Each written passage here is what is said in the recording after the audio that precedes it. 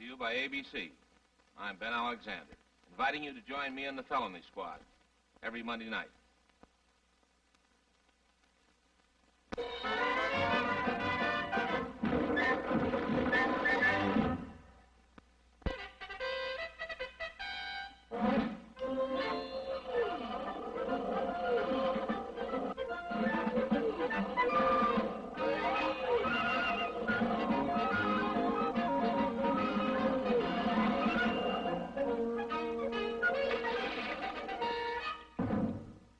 The last time we looked in on Mucholoma, it was staggering under the nightly attacks of a noisy night rider.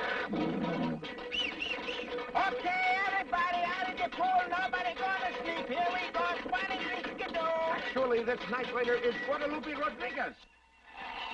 So please to vamos, Senor Loudmouth. We must get some eye shot. Never. I have sworn revenge in Chapanistan. Jole! The night rider became known as the notorious desperado Zero. That's my mark. Luckily or unluckily, depending on whose side you're on, Rocky and Bullwinkle entered Mucholoma and were hauled before the judge. 99 years in jail. But what for, Your Honor? For jaywalking. It's jaywording. Whatever it was, the only way of evading imprisonment was to go out and bring Zero in. Just as we closed last time, the boys were encamped at the base of a towering plateau, unaware that the crafty Zero was attempting to smash their plan. I'm going to smash something else besides plans. Meanwhile, just below... Sure wish I had a pillow to rest my sleepy head upon. Try a rock. I don't seem to have a rock, Rock. Here, I'll toss one. Well, it's a good thing I didn't need a mountain. You probably would have thrown the world. Shh. Somebody's up there. And somebody up there doesn't like us. It seemed like a good idea to camp somewhere else, but no matter where they tried to bed down, some large, definitely hostile object always seemed to come perilously close to... See, that's what I told you. This Zero is going to be tough to capture. We'll find another way, that's all. Say, those wanted posters, could any of those people be Zero? I doubt it. This one here is walking behind you. What's he wanted for? Don't you think a name like that is criminal? Senor behind you is serving time in Guadalajara. Well, he can't be Zero. This next one is Chichi Vasquez, a very shady lady. What does she do, sell umbrellas? Well, she can't be Zero either. Of course not. She's a lady. That's no lady, that's my wife. Look at this last poster, Bullwinkle. Guadalupe Rodriguez, wanted for singing songs. Well, let's look him up. You never know. He could be Zero. Once more, the little squirrel had hit the nail on the head. For at that very moment, near a well on the fringe of town, Guadalupe was washing his branding iron, the iron that Zero used to leave his mark. Oh, senorita, there is mosquito buzzing on your nose. Pretty Chiquita, life would be sweeter if your mouth was closed. La la la la la la la la. Mr. Rodriguez? Who is there? It is us, Rocket J. Moose and Bullwinkle J. Squirrel. That isn't us. We'd like to have a few words with you, Mr. Rodriguez. How many words? One or two? Say, that's a dandy-looking sword you're polishing. This? Oh, my goodness. Why are you trying to hide it? Say, that's a branding iron with a zero at the end. You must be a rustler. Rustler, my eye, he's Zero. Oh, please, senors. I'm a victim of circumstance. Well, I'm afraid you'll have to tell that to the sheriff. Ah, but before they could apprehend the wily bandit, he whistled, and out came Esmeralda, who sized up the situation and used her head accordingly. Will it be a long, wet winter for our heroes? The answer lies in a watery grave, or drown among the sheltering palms. Get your comic strips here, 2 cents each. Hi, Heidi. Got 2 cents? Got a nickel, though. Give you 2 for a nickel. Want Bullwinkle? Those aren't comic strips. They are 2 New Ultra's Curad Banded comic strips. How about Natasha and Boris? That's what there's at comic strips. It's bandages. So, look. It's an Ultra's Curad bandage on one side with comics on the other. Gee, what's your man, Mr. Peabody? I don't need a bandage right now. You might, and then you'd want an Ultra's, right? That would stick to the sore. Don't you want Rocky? Not even Bullwinkle? Sure, but they're cheaper at the stores. Women. Always looking for bargains. Get your new Altus Cure Advantage cough strips. That's right, kids. Look for them at the store.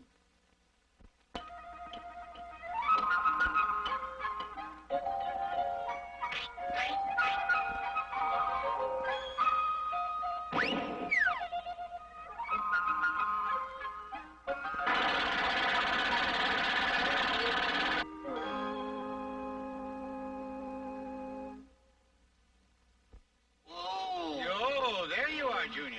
Don't you know dinner's on the table? Oh, please, don't mention dinner, Dad. Oh, off your feed, eh? Yeah, thanks to one of your morals. Oh, which one is that? An apple a day keeps the doctor away. That's not one of mine. Besides, it looks like you've had more than one apple. Oh, but golly, you wouldn't think 14 of them would give you a tummy ache. You would if they weren't ripe. But they are ripe. Look how red they are. Well, the skin may be ripe, but inside, that's something else. Like I always say, son, you can't judge a book by its cover. These are apples, Dad, not... I'm reminded of a fable I wrote some years ago. The Fox and the Three Weasels. Weasels have a very unsavory reputation, especially three weasels named Tom, Dick, and Larry. They began life behind bars, the bars of a playpen. We have got to break out of here. Yeah, I'm getting stir-crazy, see? I lost my pacifier. That night, when all was still, a rattle with a serrated edge was brought out. And the result was that three errant characters went out into society to launch an unparalleled crime wave. They began by holding up trains that ran under Christmas trees. Next, they robbed piggy banks. They even sank so low as to take candy from babies. Oh, what a hole. Yeah, 11 cents, see? They're 14 all day suckers. But these dastardly deeds brought the minions of the law hot on the heels of the Weasel Gang. Of all the stupid things. Yeah, we'll be back in our playpen before we know it. And then fate intervened. For just ahead, a bridge spanned a river. Across the river is the state line. They couldn't follow us there. But look at the bridge. It's like only half completed. So what? Halfway across the state line is better than nothing. Offhanded, you'd surmise that this was the finish of the Weasel Gang, but such wasn't the case. For a ferry boat happened to be on the river, and the getaway car simply fell to the parking area. But this time, fate wasn't so kind, for that ferry boat was on a sightseeing cruise, and her first stop was Stony Island, home of the state prison. Naturally, the newspapers played it up big, and one of the periodicals came to the attention of Tycoon J. Fox, the canned soup millionaire. I could use three lads like those. Indeed he could, for his canned soup empire was tottering. Sorry, TJ, but there's no market for chocolate soup. No, Chief. It isn't the alphabet soup the customers object to. It's what the letters spell out when they pour it. Maybe it's your advertising, boss. I mean a motto that says, it's what we drank on the Titanic. My only salvation lies in winning the annual new soup contest. I've got to come up with a new soup. And then one day, an old janitor who had once washed windows in Tibet swept his way into the Fox's office. What's this, Bloomington? Your resignation? No, Mr. Fox, that's an ancient recipe. It shows you how to make the soup of the 7 moons. Fox knew a winner when he saw one. There was just one hitch. In order to make this soup, you must get the sprout of a has-been and the pollen from a wallflower. The only way to get them is to steal them. That's where the Weasel Gang came in. The next morning, the Fox paid a visit to their cell. Then you'll get those ingredients for me? Oh, sure, but how could we do it from in here? Now, wise guy, nobody's ever busted out of Stony Island. Oh, no? The guards are eating soup for dinner. My soup. At 6 that evening, the lights came on and the guards went out from eating Fox's soup. The Weasels and their benefactor walked to freedom. All right, boys, get going. I have to have that soup by tomorrow morning. The gang did their work well. They returned with their sack full and dumped the contents into a large vat. Now, leave me alone. I've got work to do. The new soup contest was practically over by the time the Fox arrived with his vat, and the judges were about to announce the winner. Don't do it. Don't say a word until you've tasted this. And that's where Tycoon J. Fox made his mistake. The judge took one small sip and immediately turned blue.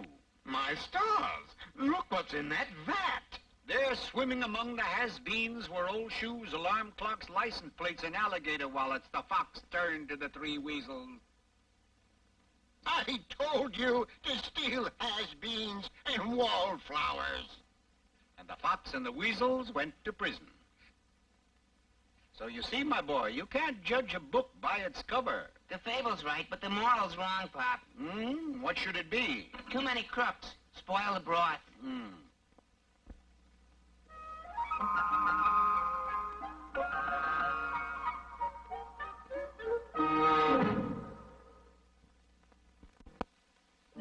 Tis luck to catch a leprechaun, but of course, nobody can. Catch me, and you catch me Lucky Charms. A new oat cereal with a charming difference. Sweet surprises. See 'em? Mixed right in with the cereal. It's a charming cereal. Simply charming. Glory be. Free shamrocks. Catch a pack of Lucky Charms. Charmin, a Big G General Mills cereal. Hey, Rocky, watch me pull a rabbit out of my hat. Again? I'm up my sleeve. Presto! No doubt about it. I gotta get another hat. Now here's something we hope you'll really like. For Bullwinkle's Corner. Today's poem is a ballad of the war between the states. Barbara Fritchie. The spires of Frederick usually stand green-walled by the hills of Maryland. But the town was deserted that autumn day, 'cause Confederate troops were on the way. But there old Barbara Fritchie sat. Her Union heart was loyal yet. Then up the street came the fearsome call. Ye Stonewall buddies! Hi, you all! Under his slouch hat left and right he glanced, then saw a wondrous sight. Oh, boy! Quick as it fell from the cold air, Dame Barbara snatched her underwear. Shoot if you must this old gray head, but spare my Union suit, she said. Full as good. Hold it, Stonewall! Who touches a hair of my gray head dies like a dog. March on, I said. I may be patriotic, but I'm not crazy.